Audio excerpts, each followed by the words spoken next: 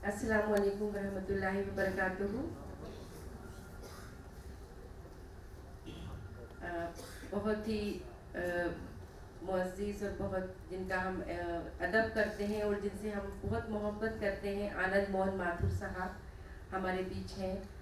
उनका मैं बहुत बहुत इस्तक़बाल करती हूँ। हमारे बीच में फैज़ अहमद किदवई साहब हैं, जो कि सेक्रेटरी हैं मध्य प्रदेश गवर्नमेंट में और टूरिज़्म डिपार्टमेंट के हेड भी हैं, इस वक्त एमडी हैं। उनका भी मैं बहुत बहुत एक बार फिर से इस्तक़बाल करती हूँ। और मुफ्ती उमर आबिदीन साहब, जिनसे आप अभी जिनको आपने सुना, उनका भी बहुत बहुत इस्तक़बाल करती हूँ। और हमारे सबमिशन के डॉक्टर अजीज़ इरफान और तारिक भाई।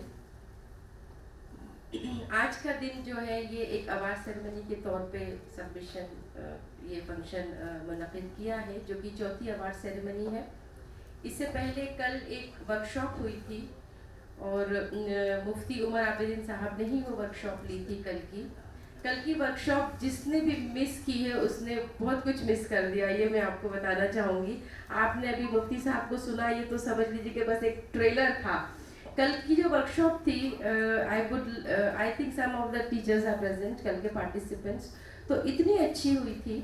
और सबमिशन कोई इवेंट करने के लिए प्रोग्राम नहीं करता, ये आपको ये बताना चाहती हूँ कि हमारी कोई भी इवेंट होती है उसके पीछे एक पूरी प्रोसेस होती है, एक लर्निंग प्रोसेस होती है। वो लर्निंग प्रोसेस हमारे लिए भी होती है, हमारे वॉलंटियर्स के लिए भी होती है, पार्टिसिपेंट के लिए भी होती है। और उस पूरी प्रोसेस से निकल के आकर एक फाइनली एक प्रोग्राम की शक्ल में आप उसका एक छोटा सा रूप देखते हैं। तो अल्टीमेटली इसके पीछे की जो पूरी लर्निंग प्रोसेस है, उसमें जो मेहनत हम लोग करते हैं, हमारे सारे सबमिशन के जो मेंबर्स हैं, वॉलंटियर्स करते हैं, मैं चाहती हूँ कि वो सब असल में इस तारीफ़ के, इसके हर चीज़ के जो भी एप्रिसिएशन है उसके हकदार वो बहुत बहुत हकदार है। सब यहाँ बैठे हैं क्योंकि आप लोग समझ सकते हैं आज की तारीख में एक चीफ गेस्ट को बुलाना बहुत आसान है, एक ट्रेनर को बुलाना बहुत आसान है, बेनिफिशियरी को लाना ही सबसे मुश्किल काम,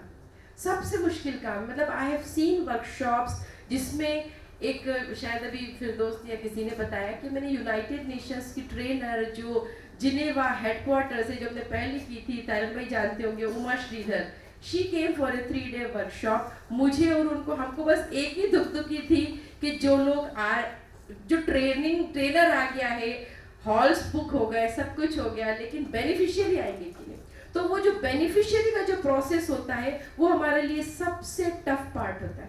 ये मैं इसलिए कह रही हूँ कि यहाँ वो लोग मौजूद हैं जो उस प्रोसेस में हमारी मदद कर सकते हैं, कि वो सबसे मुश्किल पार्ट है हमारे लिए, वही सबसे बड़ा चैलेंज होता है। लेकिन अल्हम्दुलिल्लाह कल की जो वर्कशॉप थी, मुझे लगता है उसमें 250 से ज़्यादा लोग थे, देवर अराउंड 250 पीपल। और मुफ्ती साहब की उस वर्कशॉप में पिन ड्रॉप साइलेंस था, लेकिन पार्टिसिपेशन था।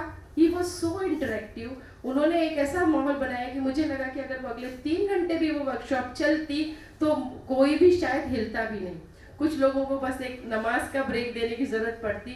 तो हम आपके बहुत बहुत शुक्रगुजार हैं कल आपने जो वक्त दिया उसके लिए।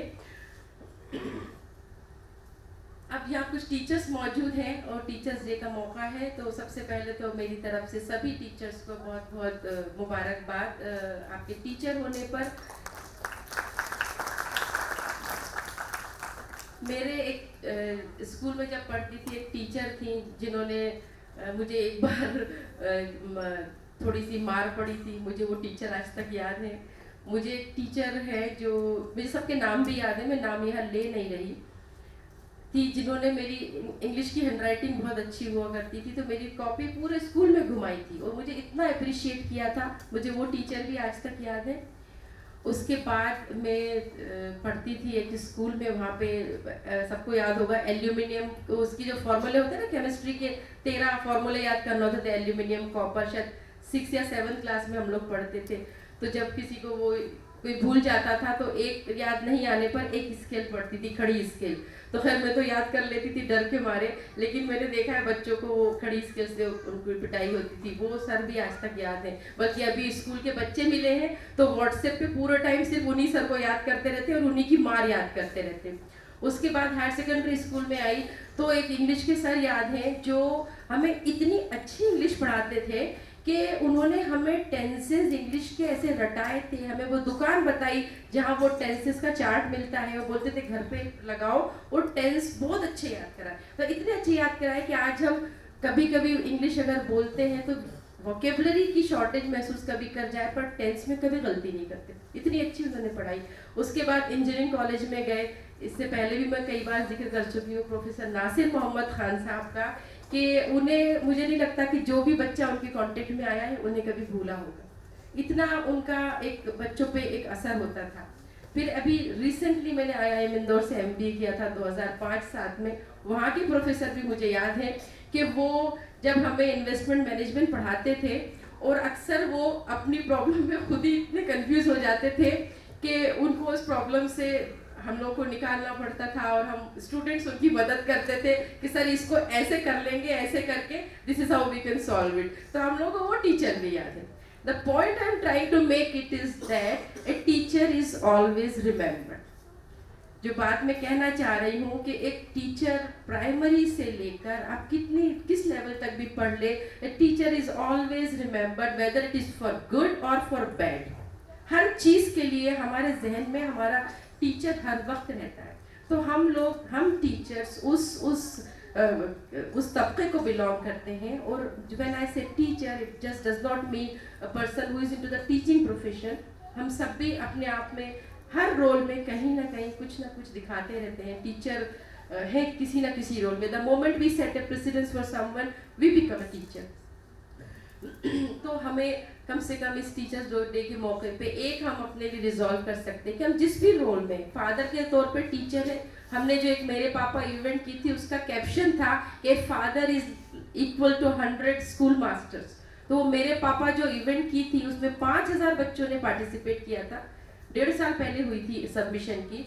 तो वो इवेंट जो मेरे पापा करने का आइडिया इसीलिए आया था कि पेरेंट्स तो बच्चे के सबसे पहले टीचर है, तो इसलिए वो इवेंट की। उसके बाद मदर भी है, फादर है, देन मेरा बॉस है अगर ऑफिस में, तो he can also be my teacher. I am not into teaching profession, पर मैं बहुत से लोगों के लिए as a teacher role play कर सकती हूँ। तो हम एक अच्छे टीचर के तौर पे अपने आप को डेवलप करें, एक अच्छे इंसान के लिए। और फिर से किसी का लिखी हुई बात याद आई कि जिंदगी ऐसे जियो कि जब तुम मरो तो तुम खुद सेलिब्रेट करो और दुनिया रोए। So live your life such that when you die, you celebrate when others cry. ये किताब किसी ने लिखी है कि Who will cry when you die? ये उस किताब का टाइटल है, और ये उससे उस किताब को शुरू करते हैं। तो वो मुझे बड़ी अच्छी लगी थी वो बात। तो और अगर हम अपने आप को एक टीचर के तौर पे देखें, तो मुझे ऐसा लगता है कि हमें हमारा रोल मॉडल, हमारे लिए बेस्ट टीचर, हमारे रोल मॉडल हमारे नबी रसूलुल्लाह सल्लल्लाहु अलैहि वसल्लम हम सब के सामने एक रोल मॉडल है। कुरान पाक में एक आयत है, औज़ु बिल्लाहि मिनश शैतानिर रजीम, लक़द कान लकुम फ़ी रसूलिल्लाहि उस्वतुन हसना, मतलब कि we have sent among you, तुम्हारे बीच में एक इंसान है, लक़द कान लकुम फॉर यू फ़ी रसूलिल्लाहि, in the messenger of Allah, a best exemplar. तो हमें तो हर रोल में, whether as a father, mother, नबी के तौर पे या टीचर के तौर पे, शौहर के तौर पे, हमारे लिए एक रोल मॉडल ऑलरेडी मौजूद है। और रसूलुल्लाह सल्लल्लाहु अलैहि वसल्लम की टीचिंग एज ए टीचर, जो उनकी जो क्वालिटीज़ थी, वो इससे पता चलती हैं कि वो जो लिटरेचर आज भी उसी फॉर्म में प्रिजर्व्ड है।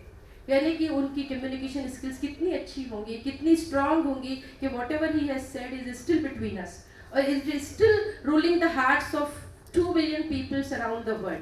तो यानी कि वो टीचिंग्स क्या होंगी कि आज तक प्रिजर्व्ड है, और आज भी हम जब उस लिटरेचर को पढ़ते हैं तो वो आज भी हमारे दिलों पे असर करता है। देखिए, हर नबी को मौजज़े दिए गए, मूसा अलैहिस्सलाम को मिले, सब यूसुफ अलैहिस्सलाम को मिले, लेकिन वो उस वक्त के लोगों के लिए मौजज़े थे जिन्होंने देखा। हमारे लिए आज वो कहानियाँ हैं, बिकॉज वी रीड देम। लेकिन कुरान मौजज़ा ऐसा है कि ये आज भी हमारे दिलों पर राज कर रहा है, क्योंकि कुरान लिटरेचर की जो टेस्ट होते हैं, it passes all the tests of literature. A literature has to have the power of transformation, which exactly is done by the Quran. तो हमारे नबी करीम सल्लल्लाहु अलैहि वसल्लम ने हमें ऐसी तालीमात दी हैं कि वो आज भी हमारे साथ हैं और आगे भी इंशाअल्लाह हम सबके साथ रहेंगी, और इसी तरह से लोगों का इंस्पिरेशन बनी रहेंगी।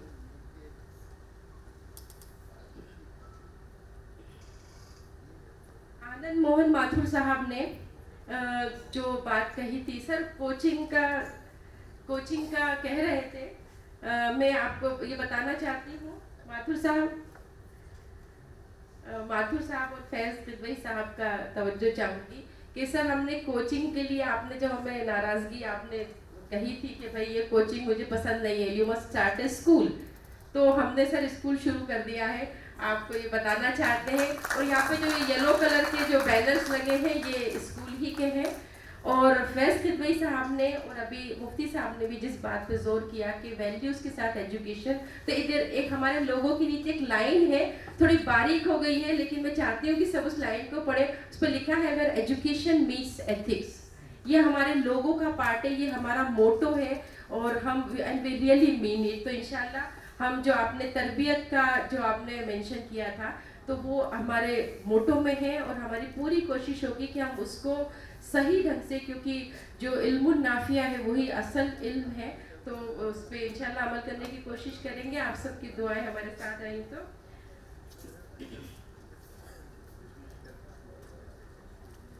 एजुकेशन सिस्टम पे मुफ्ती साहब ने बात करी।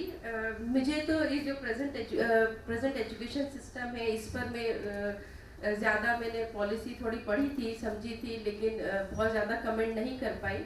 बस एक बात कहना चाहूँगी, आज का मौजू है इसलिए कि मुझे एक बात समझ में नहीं आती, फैज़ साहब का भी तवज्जो चाहूँगी because he is in A position जहाँ ये इन्फ्लुएंस कर सकते हैं चीज़ों को, कि हमारे यहाँ आज एक बच्चा, एक यूथ 28 साल तक पढ़ रहा है, कम से कम 26 साल तक तो पढ़ते ही है, और शायद आप भी और मैं भी, हम लोग 21 और 22 साल की उम्र में we were already part of the economic activity of the nation. हम लोग 21-22 साल की उम्र में नौकरियों पे आ गए थे, और आज हमारा जो एजुकेशन सिस्टम है, बच्चे 26 साल तक पढ़ रहे हैं and we are losing this youth potential जो है, इसका हम एडवांटेज ही नहीं ले पा रहे, ना हमारी इकोनॉमी ले पा रही है, ना हमारा नेशन ले पा रहा है, क्योंकि ये तो सिर्फ पढ़ ही रहे हैं 26 साल तक, 27 साल तक पीजी कर रहे हैं, पीएचडी कर रहे हैं, ठीक है, those who want to go into this research oriented और स्कॉलस्टिक जॉब उनके लिए ठीक है कि, लेकिन अदरवाइज अभी एजुकेशन सिस्टम में ग्रेजुएट जो है वो एम्प्लॉयबल होता ही नहीं। मतलब एक ग्रेजुएट, अभी मैं एक उसमें गई थी इंडस्ट्री एकेडमिया एनक्लेव में, तो वहाँ पर भी यही बात निकल के आई थी, जिससे ये आया था कि और इंजीनियर्स, वो इंजीनियर्स का सेलिब्रेशन था, तो इंजीनियर्स जो है ये इंजीनियरिंग के बाद भी एम्प्लॉयबल नहीं होते हैं, और हमें इंडस्ट्री होती है उससे उन इंजीनियर्स को उनकी ज़रूरत के हिसाब से ट्रेन करना पड़ता है। तो इसलिए खैर वो उस पूरे प्रोग्राम का यही था कि we should go for more and more internships, लेकिन हमें अपने एजुकेशन सिस्टम में जो among all other things which the other previous speakers have said, मुझे सिर्फ यही ठीक लगा कि हम एक उस एज को थोड़ा अगर कम कर सके कि हमारे बच्चे जल्दी से एक इकोनॉमिक एक्टिविटी का हिस्सा बने। हमारे कुछ स्कूल्स के मैनेजमेंट के लोग भी यहाँ मौजूद हैं, उनसे भी बताना चाहूँगी कि गवर्नमेंट का फोकस अभी कॉलेजेस से स्कूल पे शिफ्ट होगा। कॉलेजेस लास्ट ईयर AICTE ने जब से स्ट्रिक्ट नॉर्म्स किए हैं, तब से मुझे ऐसा लगता है लास्ट 3 to 4 इयर्स में करीब 500 सब स्टैंडर्ड कॉलेजेस बंद हुए हैं लास्ट फ्यू इयर्स में, and there is going to be a severe clamp down on schools also. तो हमें अब हम सब स्टैंडर्ड इंफ्रास्ट्रक्चर और सब स्टैंडर्ड टीचर्स के साथ में स्कूल नहीं चला सकते, so we have to be prepared for it. Plus parents, कुछ पेरेंट्स भी यहाँ हैं, तो ये कहना चाहूँगी कि आप लोगों की प्रायोरिटी में एजुकेशन और एजुकेशन पे खर्च करना आना चाहिए। अभी ये सब स्टैंडर्ड होने का बहुत बड़ा रीज़न है, मैं मतलब दिन रात टीचर्स, स्कूल्स, मोहल्ले और बच्चों के साथ उठ बैठकर जो मुझे समझ में आया है कि आज के दौर में पेरेंट्स को 300 या 400 रुपये महीना फीस भी ज़्यादा लगती। आप अगर किसी से 400-500 रुपये भी फीस मांगे तो हर इंसान जिसके पास 15,000 रुपये का मोबाइल रखने का पैसा है, लेकिन 500 रुपये महीने की फीस देने का पैसा नहीं है। ऊंची अड़ी की चप्पलें पहन रही हैं लड़कियां, 300-300 रुपये की सूट पहन रहे हैं, हर चीज़ पे खर्च कर रहे हैं, लेकिन हम एजुकेशन पे खर्च नहीं करते। और उसका नतीजा ये होता है कि स्कूल्स को या क्लासेस को they have to cut down on their cost, और जब उस कॉस्ट पे काम करते हैं तो यही होता है कि फिर आपको टीचर सस्ता ढूंढना पड़ता है, आपकी बेंच ड्यूटी होती है, आपके पास स्मार्ट क्लासेस नहीं होती। तो ये एक बहुत बड़ा वजह है, और ये हमें इसके लिए जहनियत बदलने की ज़रूरत है। तो इसको प्लीज़, इसको एक इम्पॉर्टेंट, आप अपना जब घर का बजट सेट करते हैं तो एक एजुकेशन का सबसे पहले एक बजट निकाल दीजिए। हम एक रोटी कम खा लेंगे, एक वक्त हम गोश्त नहीं खाएंगे, एक बार हम सूट नहीं बनाएंगे, लेकिन हम अपनी एजुकेशन पर खर्च करेंगे। अभी मुफ्ती साहब ने बताया, सब ने बताया कि कितना ज़रूरी है, तो उसको हमारी प्रायोरिटीज़ को हमें उस अकॉर्डिंगली सेट करने की ज़रूरत है। और बाकी हमारी कोशिश यही होती है, हमारे सेंटर पे जो भी लोग हैं उनको इंस्ट्रक्शंस यही है कि तालीम उनको फीस नहीं देने की वजह से या उनके पास पैसे नहीं है उस वजह से वो अपने एडमिशन नहीं ले, ऐसा कभी नहीं हो। एडमिशन आप दीजिए अगर बच्चा अच्छा है, और थोड़ा सा उनका फाइनेंशियल स्टेटस अपनी तरफ से मालूम कर लीजिए, क्योंकि कई बार कोई बताता है कि इनका बंगला है लेकिन इन्हें फीस नहीं देना, तो इसलिए वो कोशिश करते हैं। And these people they verified, और हमारे अल्हम्दुलिल्लाह बहुत से बच्चे मिनिमम फीस में पढ़ रहे हैं, कुछ फ्री पढ़ते हैं, कुछ 100 रुपये देते हैं, कुछ 200 रुपये देते हैं। मुझे बहुत खुशी है कि कुछ गिने चुने बच्चे जो 800 रुपये महीना भी दे रहे हैं। तो उन लोगों को मैं कहूँगी कि they are really worth appreciating, कि वो उस चीज़ को समझ रहे हैं। बस इसी के साथ मैं अपनी बात ख़त्म करना चाहूँगी, और शायद इसके बाद अब हम अवार्ड सेरेमनी की तरफ चलेंगे।